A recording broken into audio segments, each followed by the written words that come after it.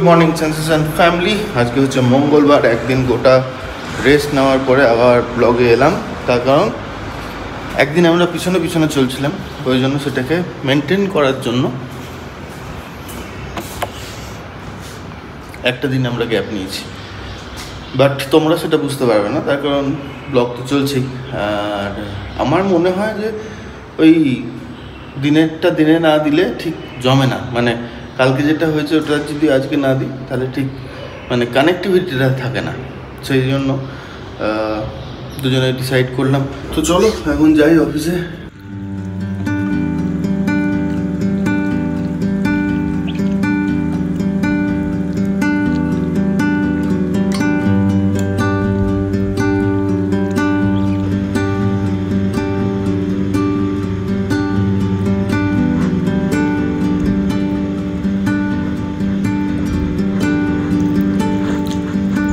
Good morning sensation family, কেমন আছো তোমরা সবাই?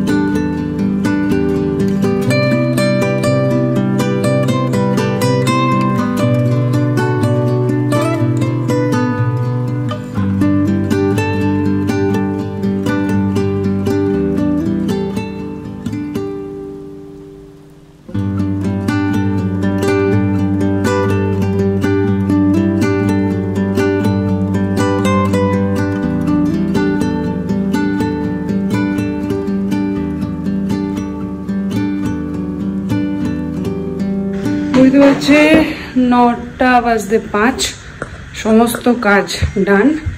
এবার শুধু রান্নাটা করলেই হবে। এই দিদি সকাল সকাল আসাতে না এই একটা সুবিধা হয়েছে, নাহলে দুর্গা সে আসছিল 11টা-12টা, তখন অবধি বাসি ঘর সব পড়েছিল থাকছিল। ব্লগও এখন হয়ে গেছে রেডি, এবার জাস্ট আপলোডে দেবো।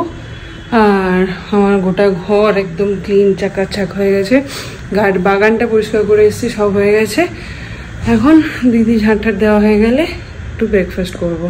আর মা এখনো ঘুমোচ্ছে, উপোস আছে, ওই জন্য উঠুক, তারপর দেখি চাটা খাবে নাকি কি করবে। সকাল সকাল হাতটা গেল দিনটা কেটে, বিছানাটা গোটাতে গিয়ে গুঁতো খেয়ে হাতটা কেটে গেল।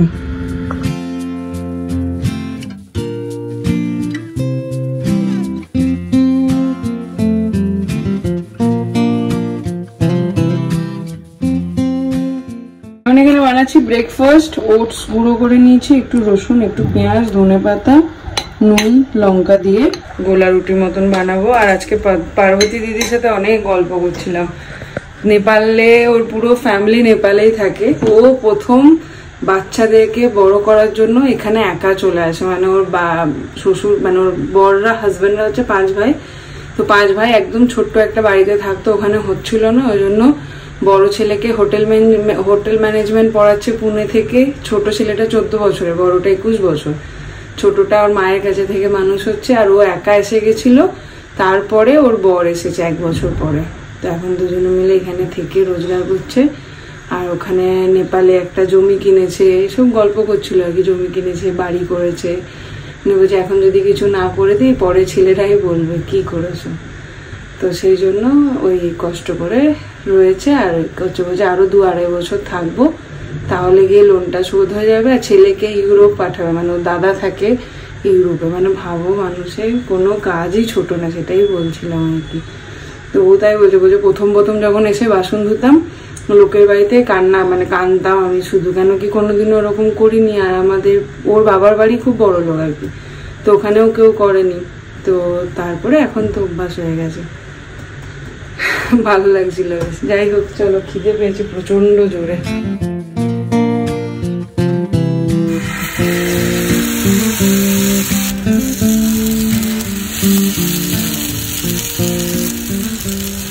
বলো অম্বাবুচির গল্প। অম্বাবুচির সদর্পণা করে না, হৃদয়পড়াই অম্বাবুচির উপবাস করে। প্রতিতে অনেক নিয়ম নিষ্ঠা আছে, সেগুলো সুন্দরভাবে আগে পালন করতাম। এই করোনার পর আর হয় না, অনেক ওষুধ আছে। করোনা এই গতবার থেকেই আমি একদিন করি। আগের বার করেছিলে? আগের বার তো করোনা, আগের বার তো বাড়ি ছিলাম। আগেরবার বাড়ি আমি একদিনই করি, তারপরে 3-4 দিন পর যেমন নিয়ম, সেই নিয়ম পালন করি। ওই সিদ্ধ ভাত, একটু নিরামিষ খাই 2 দিন, খেয়ে তারপরে ওই যেদিন অম্বাবুচি ছেড়ে যায় সেদিনকে সব কিছু কেচে মাথা ঘষে পরিষ্কার পরিচ্ছন্ন হয়ে তারপরে আবার সব কিছু খাওয়া যায়, তার আগে খাওয়া যায়। আমিও বিয়ের পর থেকে দেখেছি মা অনেকবারই, আর অম্বাবুচির সময় এইখানেই থাকতে না তুমি তখন বেশিরভাগ। তো কি বলে, আর একজন কেউ কমেন্ট করেছো যে অম্বাবুচির মধ্যে মাটি খুঁড়ছো কেন? না, অম্বাবুচি মা যেটা বললো 22 তারিখে লেগেছিল দুপুর 3টের সময়। তো আমার তো সকালবেলায় খোঁড়াখুড়ি করে চলে গেছে, ওই জন্য অম্বাবুচি লাগার আগেই হয়ে গেছে। ঢুকলাম রান্নাঘরে, রান্না সারবো। ভাত হয়ে গেছিল,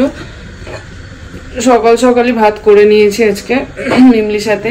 চোখটা লেগে গেছিল হঠাৎ করে, তারপরেই যেরকমটা হয় ফোন বেজে উঠেছে, ঘুমিয়ে গেল।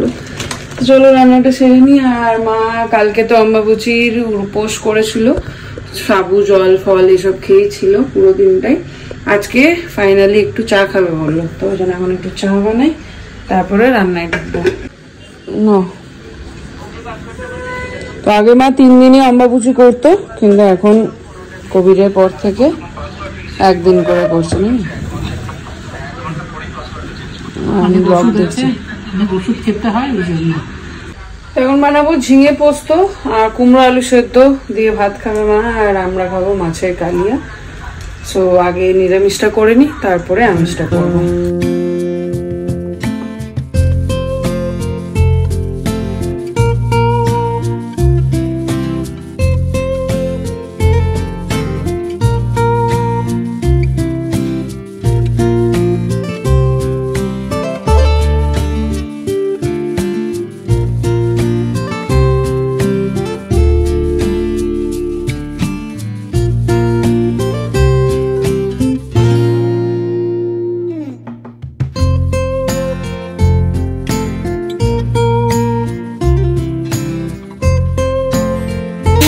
রান্না, আর মা ওদিক থেকে ব্লগ দেখে দেখে আমাকে কমেন্ট পড়ে শোনাচ্ছে, আর আমি শুনছি।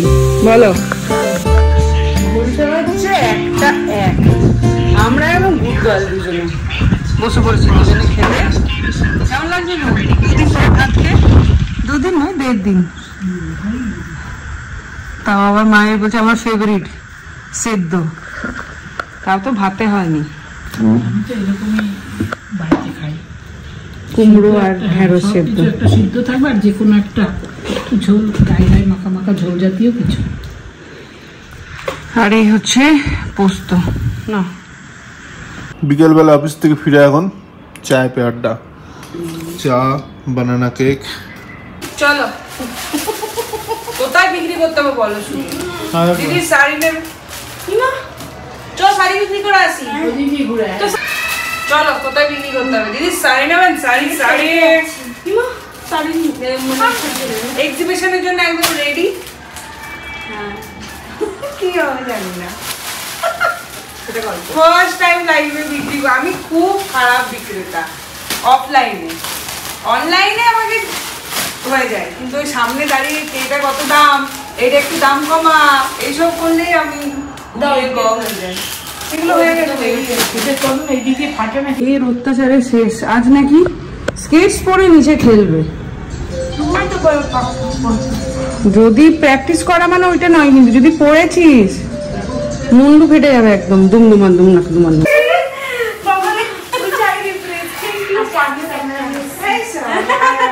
অনেকদিন পর চারটে আম নিয়ে এলাম ঘরের পাড়া, গাছ থেকে পেরেছি। কেন বলছি ঠিক আছে, গরম গরম আছে। আদি বানিয়েছে আমাকে, ও বলতে বেরিয়ে গেছে, বলছে মিমলি একে সকালবেলা যখন স্কুলে যাবে তখন দেখবি। তারপর যত দিন বাড়ে তত এনার্জি বাড়ে। সকালবেলা এনার্জিটাকে পুরো নিজের কাছে টানো না, তখন ঘুমটা পুরোই না। চৌবদি আসি দিরুমা যাও, তোমাদের রেডি হও, মাকে তোমাদের হাঁটার টাইম কি হবে? ইমা কি বৃহস্পতিবার অ্যাডমিট হবে? সাবধানে ম্যাডাম, পড়ে যেও না। আজকে নতুন খেলা হয়েছে স্কেট বোর্ড নিয়ে। আমি আজকে ওই জন্য সবার কাছে এত চেঞ্জি, দেখো এই জন্য কুর্তি পরে এসেছে। এই কুর্তিটা কিনে পরে এলাম। আমার কুর্তির মধ্যেও পেটটা দেখা যাচ্ছে। হ্যাঁ, শাড়িতেও দেখা যায়। কি করবো, আমার ঘড়ি আছে, দেখাচ্ছি। দিন পরে এই দোকান থেকে শপিং বাজার করলাম না, বাজার। আজকে দুজনে মিলে চলে এসছি অন্ধকার রাস্তায়, যদি ভূতে ধরে না রে। রাস্তায় হ্যাঁ, অন্ধকার কত, লাইট গুলো আছে।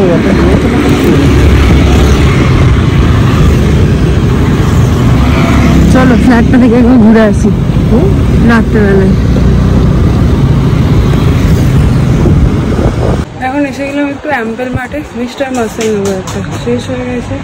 আর এটা যে কি ভালো উপকার, মানে সবাই ইউজ করে দেখো, রান্নাঘরে পরিষ্কার করার জন্য দারুণ। এই যে কিচেন ক্লিনার। চায়ের দোকানে এসে আমি খাই বাটার মিল্ক, কি ভালো মেয়ে আমি। এখানে সব আড্ডা চলছে, মাদের আড্ডা। কেমন হলো স্কেট জুতো পরে খেলা? জীবনে কাউকে দেখিনি খেলা করতে স্কেট জুতো পরে। 180 degree W and the 180 degree E পড়বে বইটা are on the same line, which is known as the international decline. এখন ঢুকে গেছি রান্নাঘরে। মায়ের জন্য আজকে পরোটা আর আলু ভাজা খাবে বললো, তো যেটাই বানিয়ে দিচ্ছি। মিমলি খাওয়া হয়ে গেছে, পড়ছে এখন। কোন দিকে যে কি সামলাবো বুঝতে পারছি না, এই জন্যই ব্যবসাটাও শুরু করছিলাম না এতদিন। কেন কি প্রচুর প্রেশার হয়ে যায়, একার উপর সমস্তটা পড়ে পড়ে। ব্যবসাটার এত কোয়ারিজ থাকে, সবার আনসার করা, সবার অর্ডার নেওয়া, সমস্ত কিছু, ওই জন্যই পারছিলাম না আর কি। যাই হোক, দেখি আবার শুরু করেছি, পুজো কদিন করি।